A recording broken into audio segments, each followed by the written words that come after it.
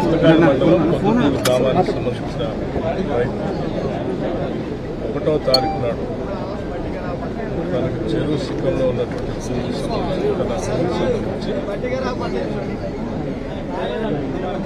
అక్కడ ఉన్నటువంటి చేపల సొసైటీ వాళ్ళకి సంబంధించి ఇరిగేషన్ సంబంధించి తన భూమిని వేసినటువంటి మెరకని తొలగించారని చెప్పి మనస్తాపానికి గురై తను ఆత్మహత్య చేసుకున్నట్టుగా వీడియో ద్వారా మిగతా తెలుస్తాను. తండ్రి గారితో మాట్లాడారు,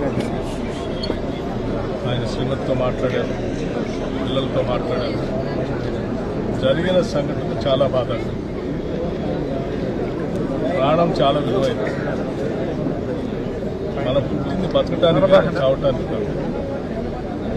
ఎంత పెద్ద సమస్యలున్నా ఎక్కడో దగ్గర పరిష్కార మార్గం చూసుకొని బతకడం కోసం ప్రయత్నం చేయాలి తప్ప ఎవరు ఇటువంటి చర్యలకు పాల్పడవద్దని చెప్పి నేను ముందుగా విజ్ఞప్తి చేస్తాను. అలాగే ఇతను ఆత్మహత్యన పురుగులకి దానికి దారితీసిన పరిస్థితులు కల్పించిన వ్యక్తులు ఎవరైనా సరే, ఎంత పెద్దవాళ్ళైనా సరే, నిష్పక్షపాతంగా ఎంక్వైరీ చేసి బాధ్యులైనటువంటి వారిపైన చట్టపరంగా చర్యలు తీసుకునేటట్టుగా పూర్తి స్థాయిలో సంబంధిత పోలీసు అధికారులందరికీ ఆదేశాలు ఉంటుంది. ఇక్కడ అందరూ మా వాళ్ళే, అందరూ నా వాళ్ళే. జరిగినటువంటి పొరపాటుకి ఎవరి కారణమైనా సరే ఎవరిని ఉపేక్షించేది లేదు, ఎవరిని వదిలిపెట్టేది. తప్పనిసరిగా ఆ కుటుంబానికి న్యాయం జరిగేటట్టుగా దాన్ని ప్రోత్సహించినటువంటి వాళ్ళపైన చట్టపరంగా చర్యలు తీసుకోవడమే కాకుండా తన భూమికి సంబంధించి కూడా శాశ్వతంగా ఒక పరిష్కార మార్గం చూపించుకో, ఆ సొసైటీ వాళ్ళతోనో ఇరిగేషన్ రెవెన్యూ వాళ్ళతో మాట్లాడి సమస్య ఏంటో తెలుసుకొని దానికి ఒక శాశ్వత పరిష్కారాన్ని కూడా చూపించమని నేను జిల్లా కలెక్టర్ గారికి కూడా ఆదేశాలు ఇచ్చాను, పరిశీలించాను. అట్లాగే పిల్లలు చదువుకోవటానికి కూడా వాళ్ళు చదువుతున్నటువంటి కళాశాలకు సంబంధించి చదువుకోవడానికి కావాల్సినటువంటి సహాయ సహకారాలన్నీ కూడా ఏర్పాటు చేస్తానని చెప్పాను.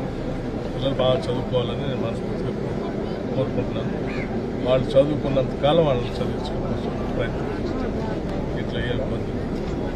అట్లాగే ఇంకా ఇతరత్ర ఏదైనా సమస్యలు ఉంటే నాకు పిటిషన్ రాసించారు. అన్నింటినీ పరిశీలన చేసి ఆ కుటుంబానికి తగు న్యాయం చేస్తాను. సొసైటీ ఎవరు లేదా నాకుగా నేను వాటికి సంబంధించిన ఏ సమాచారం చెప్పినా కానీ అది కరెక్ట్గా ఉండదని నేను భావిస్తూ ఉన్నాను. సంబంధిత పోలీస్ యంత్రాంగం పూర్తిగా లోతుల్లోకి వెళ్ళి అధ్యయనం చేసి ఆధారాలతో సహా వాస్తవాల్ని బయటికి తీయమని చెప్పారు. అవన్నీ వచ్చిన తర్వాత తప్పనిసరిగా యంత్రాంగం అంటే బీఆర్ఎస్ నేతలు లేకపోయినప్పటికీ వాళ్ళ మీద కేసులు పెట్టారని వాళ్ళు సిపి కలిసి కంప్లైంట్ చేయడం, ఈ రోజు పరామర్శ చేయడం కూడా జరుగుతుంది. నేను అదే చెప్పాను, ఇక్కడ అందరూ మా వాళ్ళే. అసలు ఇటువంటి కేసులు పార్టీలకు సంబంధం లేదు,